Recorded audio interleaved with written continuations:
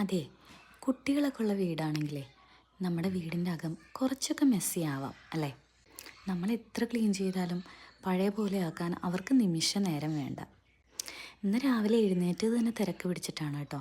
കാരണം കുറച്ച് ലേറ്റായിരുന്നു. മാത്രമല്ല ഇന്നെനിക്ക് കുക്കിംഗ് ഡേ ആണേ. ഞാൻ 2 ദിവസം കൂടുമ്പോഴാണ് കുക്ക് ചെയ്ത് വയ്ക്കാറ്. കുക്ക് ചെയ്യുന്ന ദിവസം ഏറ്റവും ഈസി ആയിട്ട് ഉണ്ടാക്കാൻ പറ്റുമോ അതാണ് ഞാൻ ബ്രേക്ക്ഫാസ്റ്റിന് ചൂസ് ചെയ്യാറ്. പിന്നെ ഒന്നും നോക്കിയില്ല, ബ്രെഡ് ഉണ്ടായിരുന്നു, ചീസ് ഉണ്ടായിരുന്നു, മുട്ട ഉണ്ടായിരുന്നു. എന്നാൽ പിന്നെ ഒരു സാൻഡ്വിച്ച് ആയിക്കോട്ടെ അല്ലേ? ഈ 2 ദിവസം കൂടുമ്പോൾ കുക്ക് ചെയ്യുന്ന വേറൊന്നുമല്ല കേട്ടോ. 2 കുട്ടികളുള്ളപ്പോൾ നമുക്ക് അവരുടെ കാര്യങ്ങളും സെപ്പറേറ്റ് ഫുഡും എല്ലാം കൂടെ ഒരു ദിവസം തന്നെ ചെയ്യുമ്പോൾ നമ്മുടെ ഒരു കാര്യത്തിനും സമയം കിട്ടാത്ത പോലെ എനിക്ക് തോന്നാറുണ്ട്.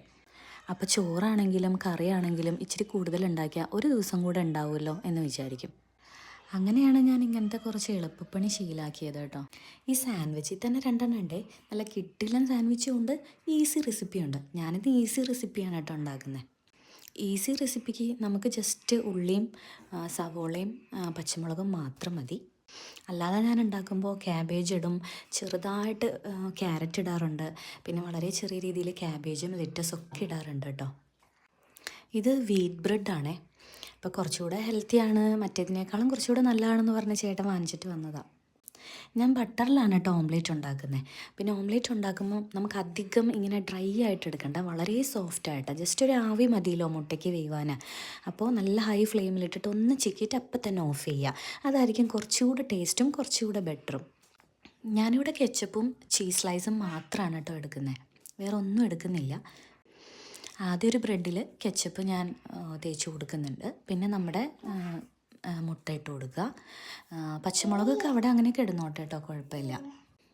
എന്നിട്ട് ചീസ് വെച്ച് മറ്റേ ബ്രെഡും കൂടെ അടച്ച് വയ്ക്കുക. പിന്നെ ഇത് ഓവണിൽ മേക്ക് ചെയ്തെടുക്കാം. ഞാനിപ്പോൾ നമ്മൾ ഓംലെറ്റ് ഉണ്ടാക്കിയ അതേ ഫ്രൈ പാനിൽ തന്നെ കുറച്ചുകൂടെ ബട്ടർ ഒഴിച്ചിട്ട് 2 സൈഡും ഒന്ന് മൊരിയിച്ചെടുക്കുകയാണ് കേട്ടോ ചെയ്തത്. പിന്നെ എന്ത് കഴിച്ചാലും അത് അതിൻ്റേതായ രീതിയിൽ കഴിക്കണമല്ലോ.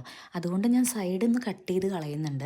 അത് കുറച്ച് ഹാർഡാവും, അപ്പോൾ നമുക്ക് കഴിക്കുന്നതിൻ്റെ ഒരു അരുചി പോലെ തോന്നും. അതുകൊണ്ട് ഞാൻ സൈഡ് കുറച്ച് കട്ട് ചെയ്ത് കളയുന്നുണ്ട്.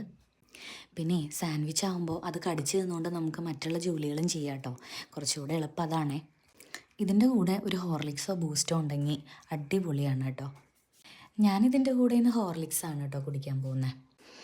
അപ്പോൾ എങ്ങനെയുണ്ട്? എൻ്റെ റെസിപ്പി ഇഷ്ടപ്പെട്ടോ? വളരെ സിമ്പിളാണ്, ഒന്ന് ട്രൈ ചെയ്ത് നോക്കണേ.